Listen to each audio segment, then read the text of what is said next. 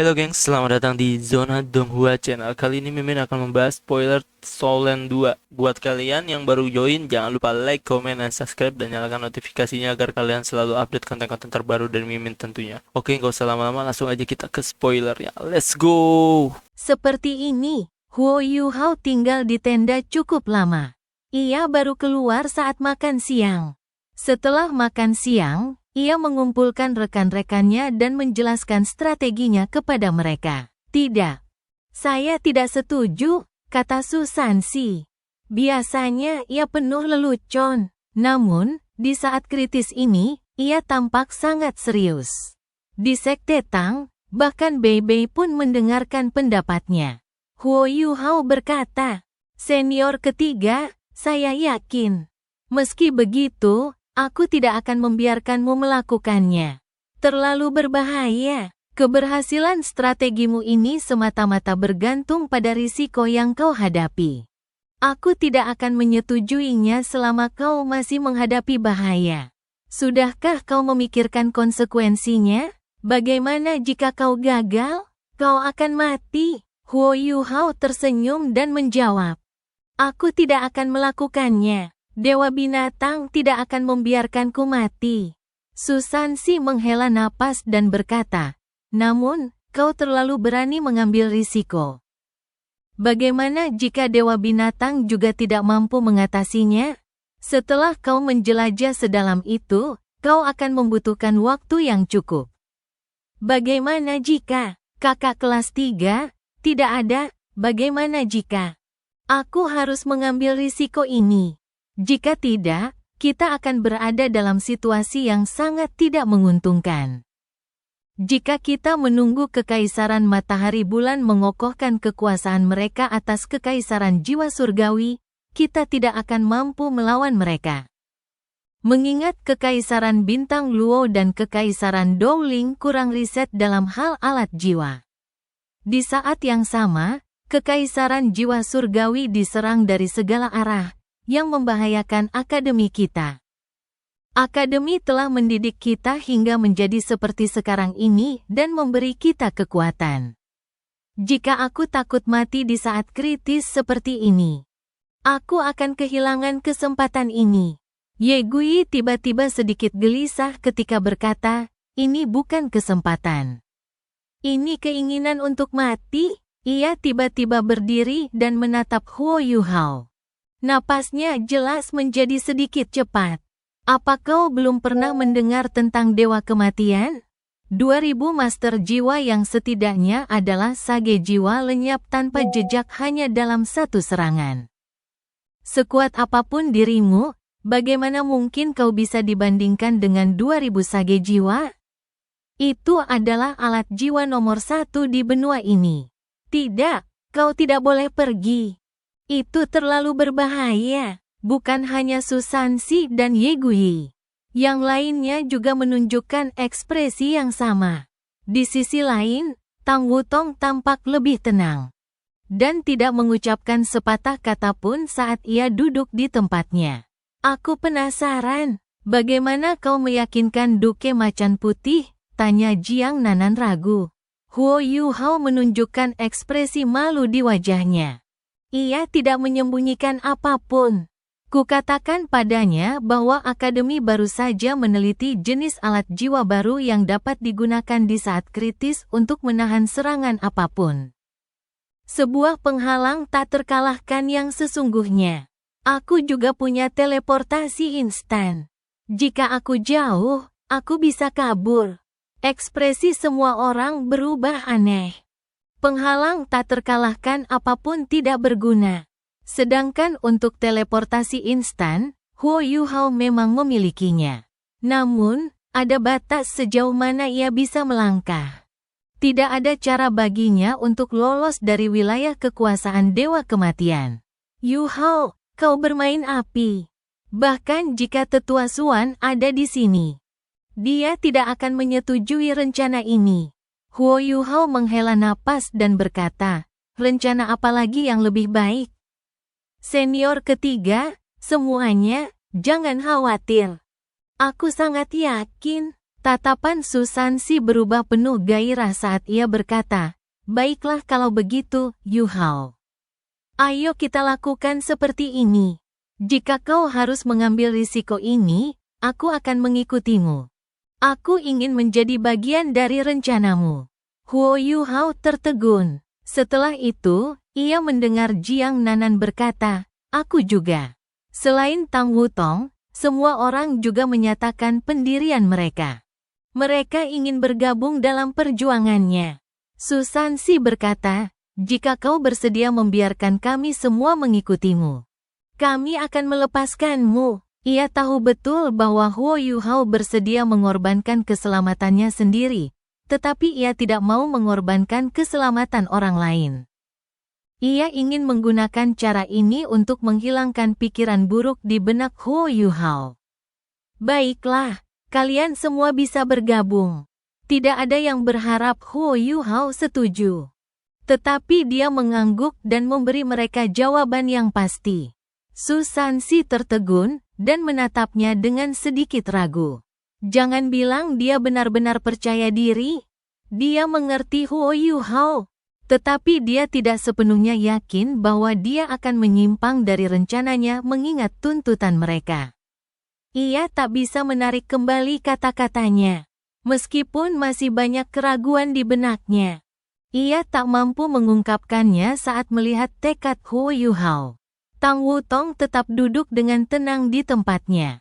Ia tidak mengungkapkan keinginannya untuk bergabung dalam misi ini. Dan tidak ada yang menanyainya. Sejak Huo Yu Hao memastikan bahwa ia bukan Wang Dong'er, sikap semua orang terhadapnya sedikit berubah. Ia hanyalah orang luar. Sementara yang lain berasal dari Sekte Tang. Tentu saja ia tidak berhak meminta orang lain mempertaruhkan nyawa mereka. Huo Yu Hao berkata, "Baiklah. Karena semua orang setuju, mari kita bahas detailnya. Misi ini sangat penting. Kita harus benar-benar memperhatikan setiap detailnya." Setelah itu, pasukan lapangan barat laut tetap tenang selama 2 hari berikutnya. Huo Yu Hao juga menghentikan serangan pengintaian yang telah direncanakannya sejak awal. Kekaisaran Bintang Luo juga secara ketat menghentikan semua aliran informasi. Berita tentang jatuhnya Kekaisaran Jiwa Surgawi tidak menyebar. Kedua belah pihak berada di jalan buntu. Malam itu, langit menjadi gelap gulita. Ada lapisan kabut tipis di langit malam ini. Ketika seseorang mengintip ke langit, langit tampak seperti diselimuti lapisan sifon. Tak ada bintang, dan bulan redup. Malam itu jelas merupakan malam yang tepat untuk melakukan segala macam operasi rahasia. 2 sosok membubung ke langit malam. Mereka berhasil terbang tinggi di bawah naungan langit malam. "Yu Hao, keberhasilan kita bergantung pada ini. Jika tidak, kita hanya bisa memilih untuk melindungi apapun yang kita miliki," kata Duke Macan Putih lembut. Saat ini, tangannya berada di bawah ketiak Huo Yu Hao. Ekspresinya jelas berubah sedikit serius. Dia sangat menyadari bahaya yang akan dihadapi Huo Yu Hao. Jika misi ini gagal, kemungkinan besar dia akan mati. Namun, Huo Yu Hao sama sekali tidak terganggu ketika mengajukan usulan ini. Seolah-olah nyawanya sendiri tidak terancam. Seluruh misi ini terlalu penting bagi Kekaisaran Bintang Luo. Harga yang harus dibayar untuk kegagalan sangatlah besar. Namun, jika mereka berhasil, mereka dapat memengaruhi situasi di seluruh benua. Huo Yu Hao tersenyum dan berkata, "Duke, jangan khawatir. Aku akan melakukan yang terbaik. Aku yakin aku punya kemampuan untuk berhasil." Adipati Harimau Putih menarik napas dalam-dalam, lalu melepaskan satu tangannya. Ia melepas sebuah kalung dan meletakkannya di depan Huo Yu Hao. "Ini gigi harimau. Ayahku dulu memberikannya kepadaku. Kudengar gigi ini yang tersisa setelah leluhurku membunuh binatang jiwa berjenis harimau. Gigi ini bisa melindungimu. Pakailah, apapun yang terjadi. Kuharap kau bisa kembali hidup-hidup. Huo Yuhao menoleh ke arah Dai Hao. Saat itu, ia merasa kehilangan kendali atas emosinya, dan hendak menceritakan latar belakangnya kepada Duke Macan Putih. Setelah menerima kalung itu, ia pertama kali merasakan kehangatan tubuh Adipati Harimau Putih. Setelah itu, ia merasakan aura membunuh yang kuat darinya. Gigi harimau itu sudah menguning tua, dan warnanya menunjukkan betapa tuanya gigi itu. Gigi harimau ini bisa dibilang kenang-kenangan dari Adipati Harimau Putih. Dia benar-benar memberikannya padaku. Dia ayahku. Apakah ini hadiahnya untukku? Mata Huo Yuhao tak dapat menahan air mata saat dia buru-buru menoleh dan berkata, "Terima kasih." Adipati Macan Putih tersenyum dan berkata, "Seharusnya aku yang berterima kasih padamu.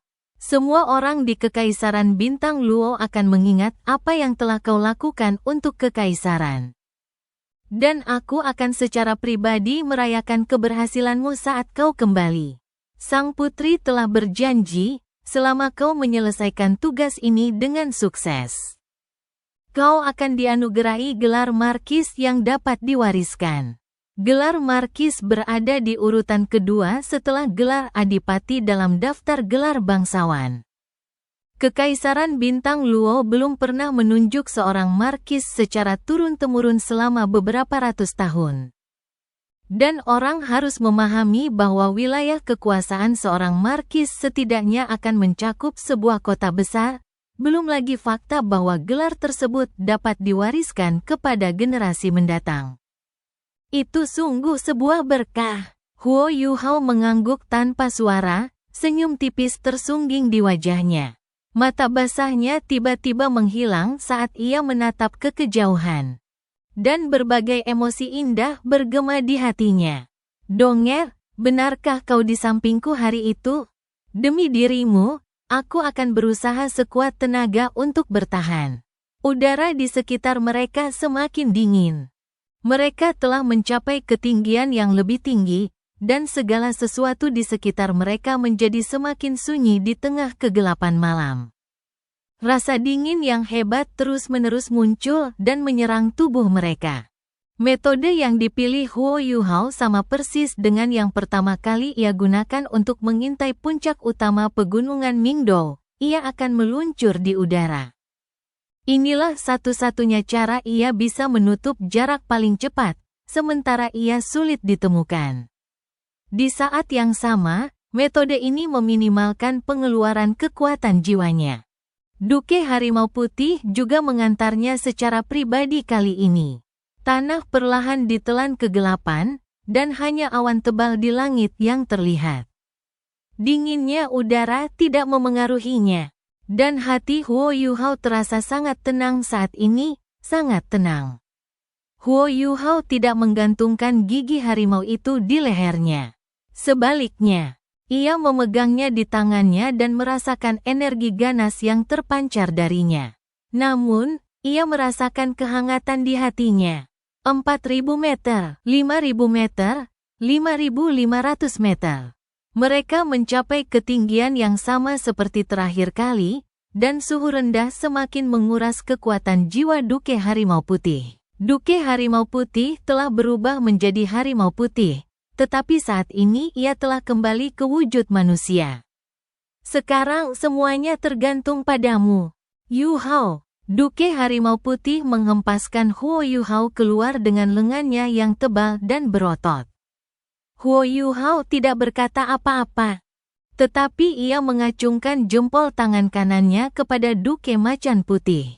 Ia mengenakan solo battle armornya sejak awal hari ini, dan 3 pasang sayap terbentang di belakang punggungnya. Dan kekuatan jiwanya menyembur deras saat ia melesat ke kejauhan. Adipati Macan Putih tidak langsung pergi. Ia justru melayang di udara dan menyaksikan Huo Yuhao menghilang di balik cakrawala. Entah kenapa, ia merasa kehilangan sesuatu saat kepergian Huo Yuhao kali ini. Perasaan itu unik dan mencemaskan. Huo Yuhao menerobos kegelapan dan terus maju. ia melesat menembus langit. Dan begitu kecepatannya mencapai tingkat tertentu, kedua lengannya terentang dari kedua sisi tubuhnya, sementara dua lapis film kulit tipis menghubungkan lengannya ke paha. Angin berembus menerpa film-film itu dan menciptakan hambatan udara saat ia mulai meluncur ke depan. Huo Yuhao telah mengembangkannya sendiri melalui pengalamannya setelah kembali hari itu. Sayap alat jiwa tipe terbangnya memiliki efek yang relatif lebih lemah dalam mengendalikan aliran udara, dan ia turun terlalu cepat sambil menghabiskan banyak kekuatan jiwa sebelumnya.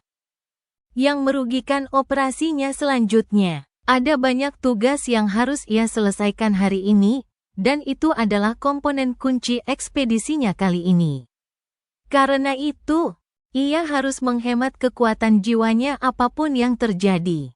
Huo Yuhao telah mengaktifkan deteksi spiritual. Segala sesuatu di sekitarnya berlalu dalam sekejap mata. Dan ia terus menuruni pegunungan Mingdou. Huo Yuhao tampak tenang, seolah menyatu sepenuhnya dengan langit malam. Sayap samping yang terbuat dari kulit membuatnya tampak seperti kelelawar raksasa. Huo Yuhao tidak perlu khawatir akan ketahuan oleh alat jiwa pengintai di ketinggian 3000 meter.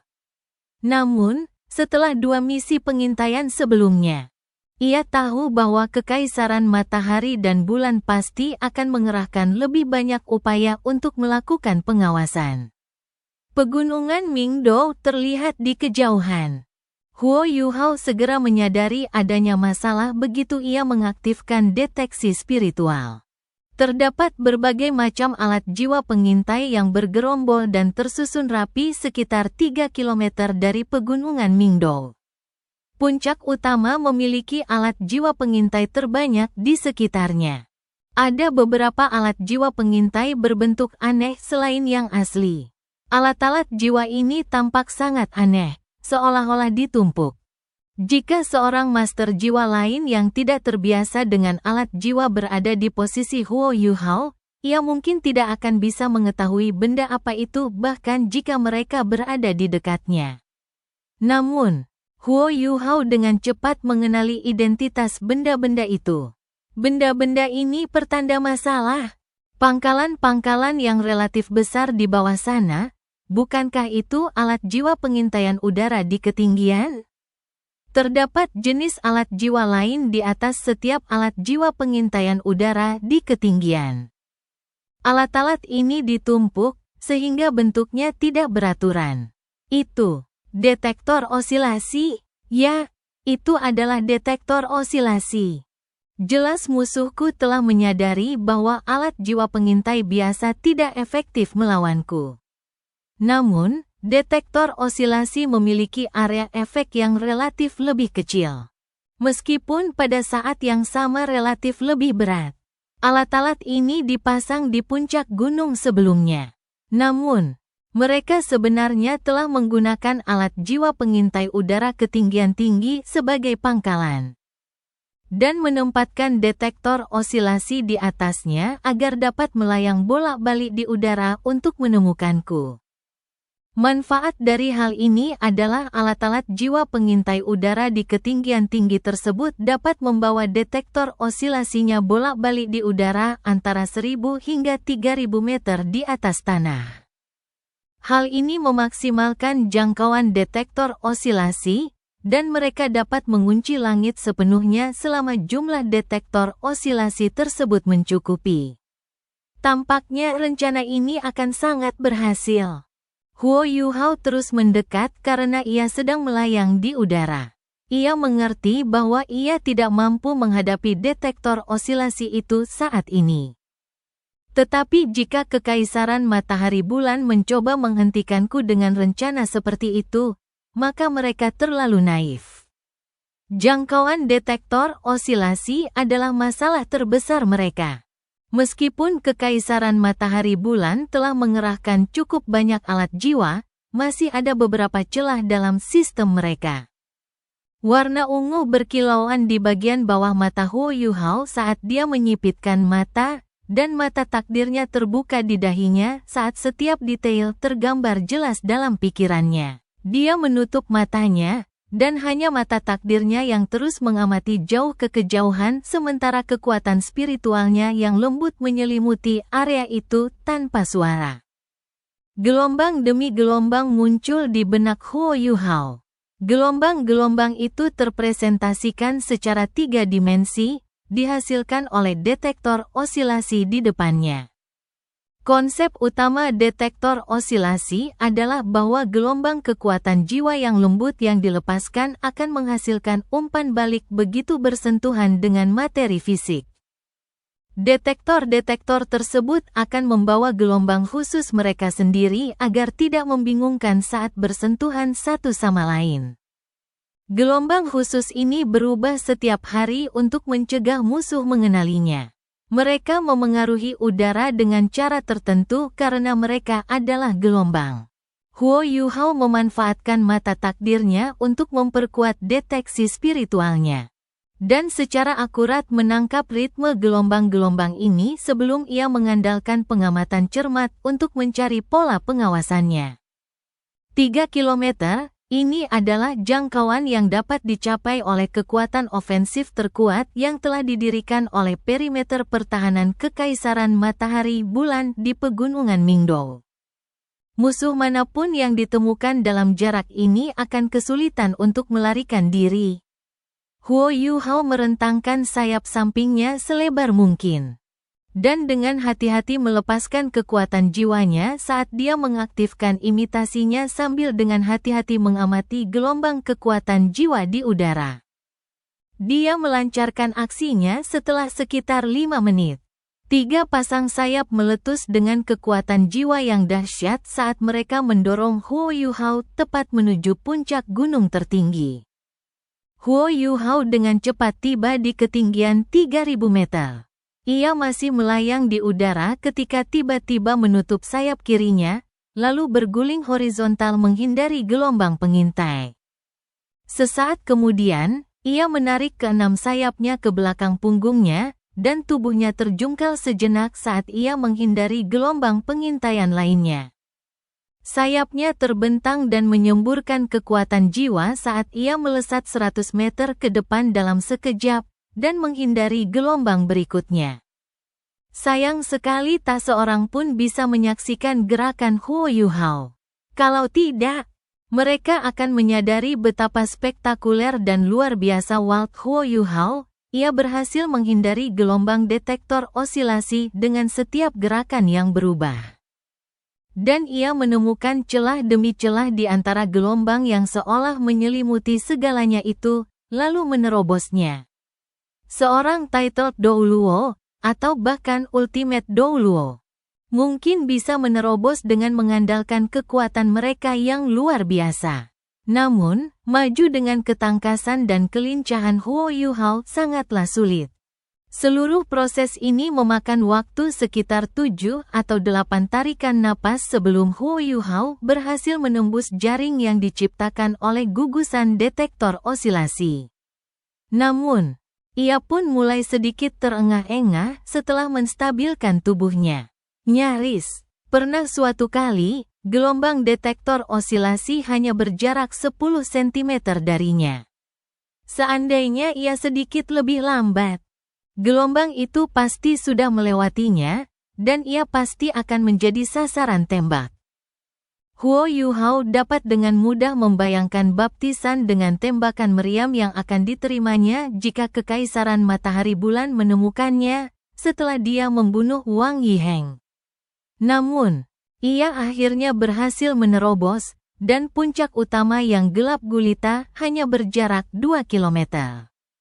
Huo Yuhao membatasi deteksi spiritualnya pada jarak yang terkendali dan tidak mencoba menyapu ke arah puncak utama. Dia sangat menyadari betapa menakutkannya penghalang spiritual di sekitar puncak utama. Semua api akan terpusat padanya juga jika dia ketahuan karena itu.